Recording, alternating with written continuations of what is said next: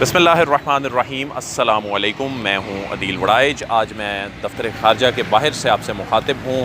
اب سے کچھ دیر پہلے پاکستان نے بھارتی سرونگ را ایجنٹ دہشت گرد کمانڈر کلبھوشن یادو سے متعلق ایک بڑا اعلان کیا ہے۔ عالمی عدالت انصاف کا جو فیصلہ تھا اس پر عمل درآمد کے حوالے سے پاکستان نے ایک بہت بڑا اقدام اٹھایا، لیکن اب بظاہر ایسا لگتا ہے کہ بھارت اس معاملے سے اب شاید بھاگ رہا ہے۔ اب سے کچھ دیر پہلے پاکستان کے دفتر خارجہ میں ڈی جی ساؤتھ ایشیا و سارک کی جانب سے زاہد حفیظ چودھری صاحب کی جانب سے اس حوالے سے ایک بریفنگ بھی دی گئی،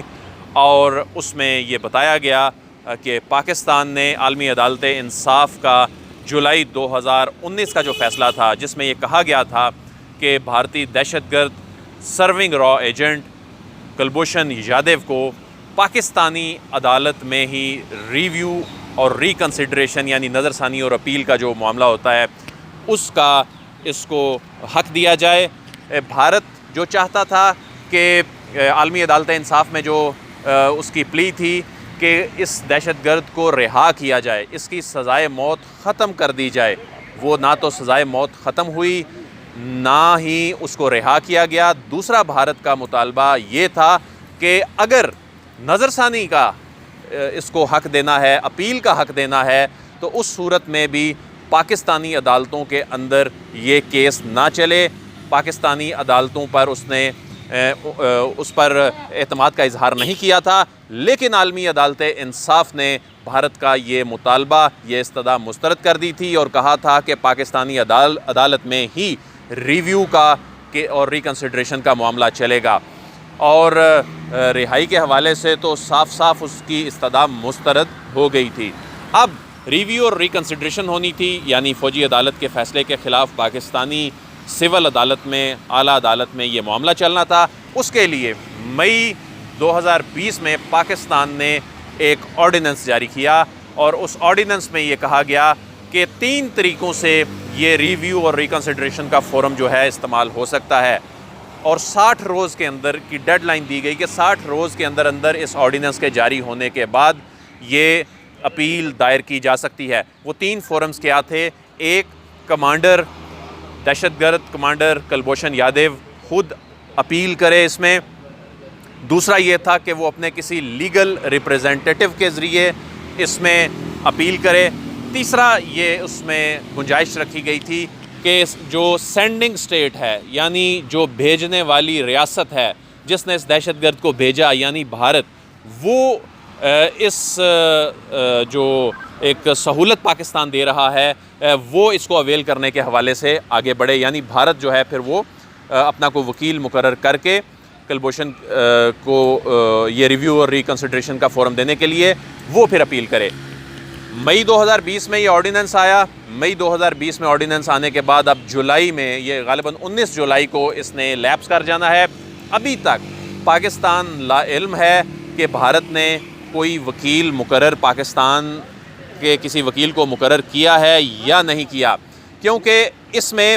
بھارت شاید یہ چاہ رہا ہے کہ انڈین وکیل اس میں اپوائنٹ کیا جائے۔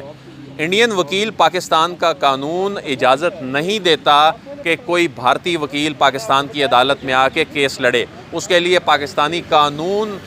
کو ہی فالو کرنا ہوگا۔ اور اس حوالے سے آج ایڈیشنل اٹارنی جنرل جو ہیں وہ موجود تھے، انہوں نے بھی یہی کہا کہ بھارت جو ہے اب ذمہ دار ریاست ہونے کا ثبوت دیتے ہوئے پاکستانی قوانین کا احترام کرے۔ اب بھارت اس کو پولیٹیسائز کر رہا ہے بیسیکلی، کہ جی نہیں ہمارا وکیل آئے گا۔ اب کیا وہاں کوئی بابری مسجد کا کیس ہو، سمجھوتا ایکسپریس کا کیس ہو، یا وہاں پر جو اس طرح مسلمانوں پر ظلم ہو رہے ہیں، کیا بھارت ایسا سوچ سکتا ہے کہ وہاں کسی اور ملک کا وکیل جا کر پیش ہو اور کیس لڑے؟ بھارت ایسا جب خود نہیں کرنے کی اجازت دے سکتا تو وہ پاکستان سے ایسی کیسے توقع کر رہا ہے؟ تو کیونکہ پاکستان کے قوانین تو اجازت ہی نہیں دیتے، اس میں ایسا ہو ہی نہیں سکتا۔ دوسرا معاملہ، پاکستان نے کونسلر رسائی، عالمی عدالت انصاف نے کہا تھا کہ کونسلر رسائی دی جائے اس بھارتی سرونگ را ایجنٹ کو، جو کونسلر آفیسر ہے بھارت کا اس کو ملایا جائے۔ تو جب اگست 2019 میں اس فیصلے پر عمل درآمد کے لیے بھارت کو لکھا، 1 مہینہ بھارت نے لیا اس کا جواب دینے کے لیے بھی، پھر سپٹمبر میں کونسلر رسائی 2019 میں دی گئی، ہم نے اس پر عمل درآمد کر دیا، لیکن اب پاکستان ایک مرتبہ پھر بڑے دل کا مظاہرہ کرتے ہوئے اس دہشت گرد تک کونسلر رسائی دینے کے حوالے سے دوسری پیشکش پاکستان نے کر دی ہے کہ آپ دوسری کونسلر رسائی بھی لے لیں، اور دوسری کونسلر رسائی کے ساتھ ایک اور پیشکش یہ کر دی کہ ان کا والد بھارتی دہشت گرد کلبھوشن یادیو کا والد بھی اگر ان سے ملنا چاہتا ہے تو وہ بھی مل سکتا ہے۔ یہ دو بڑی آفر ساتھ کر دی ہیں، اور اس حوالے سے بھی بظاہر بھارت کی جانب سے کوئی ایسا جسر نظر نہیں آیا کہ وہ شاید اس کو اویل کرنا چاہتا ہے یا نہیں کرنا چاہتا۔ اب 19 جولائی کو یہ آرڈیننس لیپس کر جائے گا، اور اس کے بعد بھارت پھر واویلا کرے گا، دیکھیں جی اس کو ریویو اور ریکنسیڈریشن کا فورم مہیا نہیں کیا گیا، ہمیں ہمارا وکیل نہیں لانے دیا گیا، پھر کونسلر رسائی کے معاملے پہ اس سے پہلے جو کونسلر رسائی دی گئی تھی اس میں وہ کیڑے نکالنے کی اب کوشش کر رہا ہے، لیکن اب اس کو کیڑے نکالنے کا موقع مل نہیں رہا، کیونکہ پاکستان نے تو منو عمل کر دیا، اور ابھی بھی آرڈیننس جاری کر کے اس پر عمل درآمد پاکستان نے تو کر دیا۔ اب جب تک ان کی جانب سے کوئی وکیل نہیں آئے گا، ان کی جانب سے کوئی اپیل دائر نہیں کی جائے گی، تو خود سے پھر اس معاملے کو، اور خود کلبھوشن بھی مرسی پٹیشن پر، رحم کی اپیل پر اکتفا کرنا چاہتا ہے، وہ نظر ثانی میں شاید نہیں جانا چاہتا، کیونکہ نظر ثانی میں جائے گا تو اس میں پھر سارے جو میرٹس ہیں ان کو دوبارہ دیکھا جائے گا۔ ثبوت پہلے ہی پاکستان دنیا کے سامنے رکھ چکا ہے، بھارت کے پاس جو ان ثبوتوں کو جھٹلانے کا کوئی اس کے پاس کوئی چیز ہے ہی نہیں ہے، تو شاید بھارت اس لیے اس سے کنی کترا رہا ہے کہ پھر معاملہ عدالت میں آئے گا، پھر وہ باتیں چھڑیں گی بلوچستان میں دہشت گردی کی، اور پاکستان کا امن و امان خراب کرنے کے حوالے سے بھارتی ریاستی دہشت گردی پھر ایکسپوز ہوگی۔ تو شاید بھارت یہ چاہتا ہے کہ یہ معاملہ عدالت میں یہاں جانے کی بجائے ہم اس کو پولیٹیسائز کریں، تو پھر اس کو دوبارہ پولیٹیسائز کرنے کے لیے اگر وہ دوبارہ عالمی عدالت میں یا کسی فورم پہ جاتا ہے تو یقیناً دوبارہ ہی اس کو منہ کی کھانی پڑے گی، لیکن وہ اس معاملے کو ابھی تک میرٹس پر لڑ ہی نہیں سکا۔ عالمی عدالت سے، ہیگ سے میں نے آپ کو رپورٹ کیا تھا، 3 ویڈیوز میں نے وہاں سے دی ہیگ عالمی عدالت انصاف کے باہر سے آپ تک رکھی تھی، ساری پروسیڈنگز آپ کے سامنے رکھی تھیں، آج بھی وہ پلے لسٹ میں موجود ہیں، آپ دیکھ سکتے ہیں۔ اس میں بھارت کہتا تھا جی یہ ریٹائر ہو چکا ہے، اس کی پینشن بک نہیں دے سکا تھا، پھر حسین مبارک پٹیل کا جو پاسپورٹ اس کو بھارت نے جاری کیا ہوا تھا، جس پہ یہ کئی مرتبہ سفر کر چکا تھا،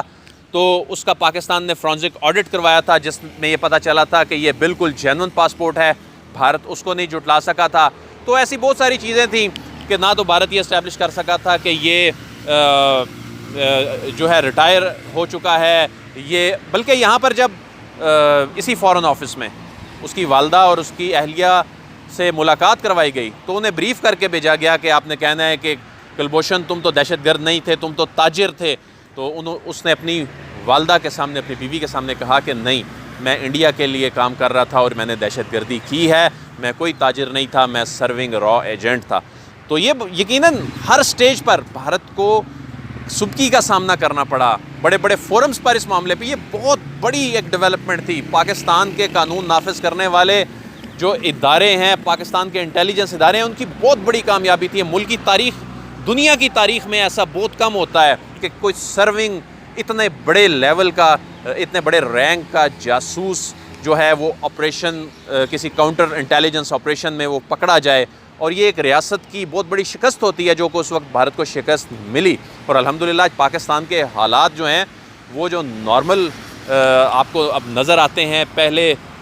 گزشتہ سالوں جیسے نہیں ہیں، اس میں ہماری ان انٹیلیجنس ایجنسیز، پاک فوج، ہمارے قانون نافذ کرنے والے اداروں کا بڑا اہم کردار ہے، ان کی بڑی قربانیاں ہیں۔ ابھی جو اسٹاک ایکسچینج پر حملہ ہوا اس میں ہمارے پرائم منسٹر نے کہا کہ براہ راست بھارت جو ہے وہ انوالو ہے، اس میں بھی بھارت کو سبکی کا سامنا کرنا پڑا، وہ حملہ 8 منٹ میں ہم نے ناکام بنا دیا الحمدللہ۔ تو اب بھارت کا بس نہیں چل رہا کہ اب حالات بہتر ہو گئے ہیں، ان کو مزید وہ حالات ان کو وہ کیسے خراب کرنا چاہ رہا ہے، اس کا یہاں بس نہیں چل رہا ہے۔ جو ان کا دہشت گرد پکڑا گیا ہے پوری دنیا کے سامنے، اس کو سبکی کا سامنا کرنا پڑا ہے،